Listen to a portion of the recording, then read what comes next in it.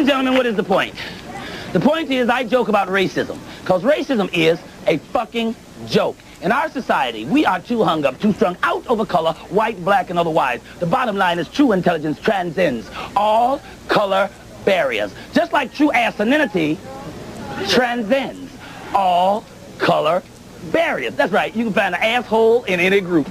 Don't judge people by their racial affiliation, but more so by their individual personality. Well, I wear this shirt whenever I can. Nationally invoking God's greatest attributes is what NIGGA stands for. I wear this shirt because, you know, society has tried to teach us how to hate ourselves in so many ways, and they really, really are very good at it. You know, that's why black people killing each other in the streets all over the country, especially in my city of Chicago, which I just hate how often we're shooting each other. That's because we live in a society that taught us that we ain't gonna never get nowhere, we ain't gonna never be able to do nothing. If we want something, we got to take it from each other. And I'm here to try to teach you the opposite, that we come from kings, we come from royalty, you know, and so we actually are the baddest humans on this planet. We need to lift each other up. So when I saw this shirt, which talks about our positivity, I don't know if you want to get the back of this shirt, it shows you what the original name was and what the original definition for this word was, and all the Africanic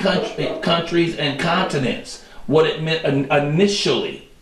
See, but then, I'm gonna turn around. Yeah. Then the European would take that same name, something that was really used to lift us up, and use it to beat us down with it, like that's a bad thing. Same thing they do with Obamacare. You know, President Obama came up with a way of health care that people could afford. So instead of calling it affordable health care, they call it Obamacare. Like they poking you with a bad word. You got Obamacare, like it's a bad thing. But I know Obama cares, and that it's a beautiful thing. So society has tricked us. It's taught us how to forget how great we are. So that makes you fight a thing. So we're fighting each other, and we don't need to be doing that. We need to be loving each other and lifting each other up. You know. So when I saw this shirt that takes this word nigga, which when we with each other, man, we flip and spin it, have fun. Whoa, that's my nigga. You see that nigga over there? That's a bad nigga over there.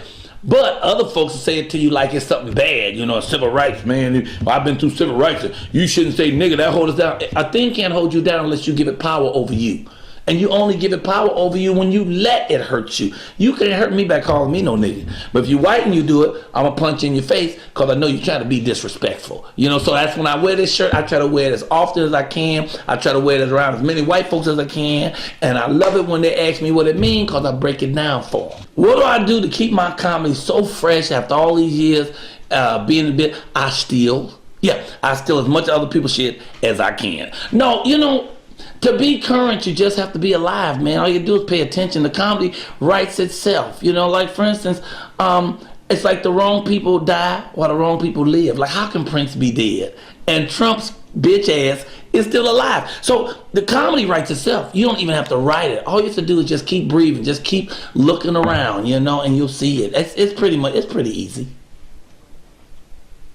How have my fellow comics responded to my one-man show? I don't know. I ain't heard from none of them yet. You know, I did mention to my boy Chris Spencer. He's like, oh man, I'll definitely be there. You know, big shout out to Chris. I haven't really tried to get the comics to come in and do anything with it. I'm just doing a show which is for the world and for the masses.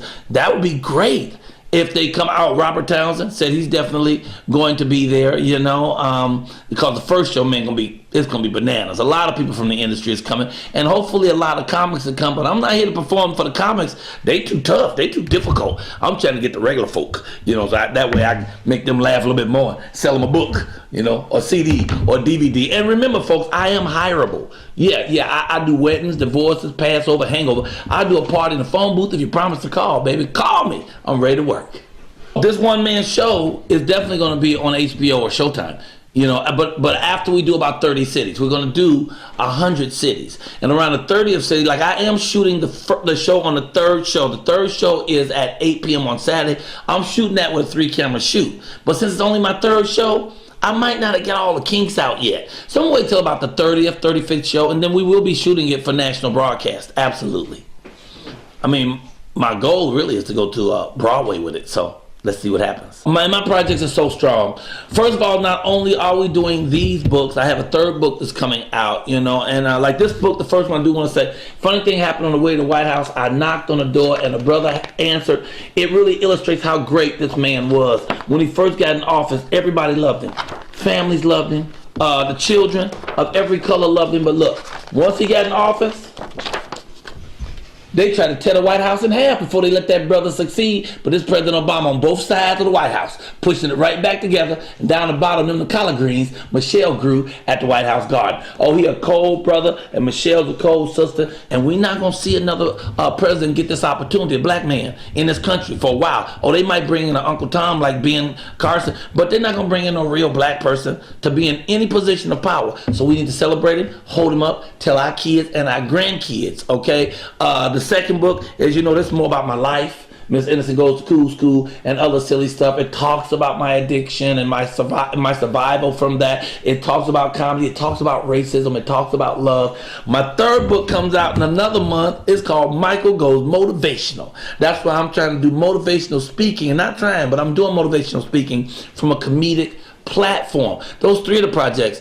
The most passionate project I'm on right now is called The Soundtrack of My Life. Well, we're doing a film in Chicago called The Soundtrack of My Life, and this movie tells the story about a king and queen who comes from Africa to remind a lost tribe of their heritage and their dignity. The tribe is called the American Blacks, and they ask the brothers to put the guns down, and not only do they put the guns down, but they walk away from the guns from shooting each other. And every penny that we make from this project goes to build music studios for inner city kids in Chicago. And we're hoping this program will extend throughout the country. So far, Twister has given me music for it, The Brat, Dave Hollister, GLC, Queen Nuisance, Solo Redline, and Snoop Doggy Dogg got the music right now. Say he gonna drop a verse on there. And once we get this out, we get the message out that we are worthy, we are a great community, and we can do things, and then more and more people help more and more people, and that's how we get back to being great again. See, I remember when we used to have a neighborhood where everybody's parent was your parent. We looked out for each other, spoke to each other when we walked down the street. We don't have that no more. We so scared of each other, we cross the street when we see each other coming. That's got the reverse, and we can reverse that. So the project is called The Soundtrack of My Life. Russell Simmons has come on to help me produce it, and I am excited about that because we killing so many people, killing each other in Chicago, black on black crime.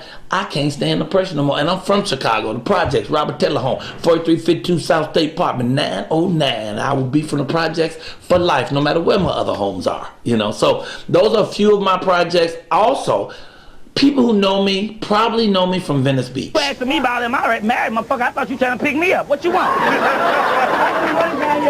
I wear the wedding band to keep motherfuckers like you away from me, man.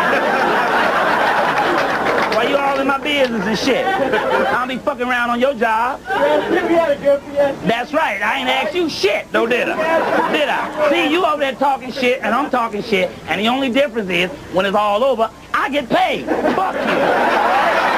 I did 9 years of comedy on Venice Beach from 1986 to 1995. 5 one-hour shows every Saturday and Sunday from noon until 5 p.m. Over that period of time, almost 1 million people stood on their feet and watched me do comedy. So I'm going back out there in May, and I'm shooting a 1-hour special called The King of Venice Beach. Mr. Leslie Small, who's directed everybody's comedy shows, is directing mine, and it's gonna be off the chain. We built a special stage. I'm not gonna reveal it, but we built a special stage for it and everything. So I want everybody to come out to Venice and see it when I shoot it, because you're gonna see that on HBO and Showtime. So anyway, I'm doing a lot of stuff, man. Them only the 5 projects I want to tell you about right now. Oh, we got some more stuff coming.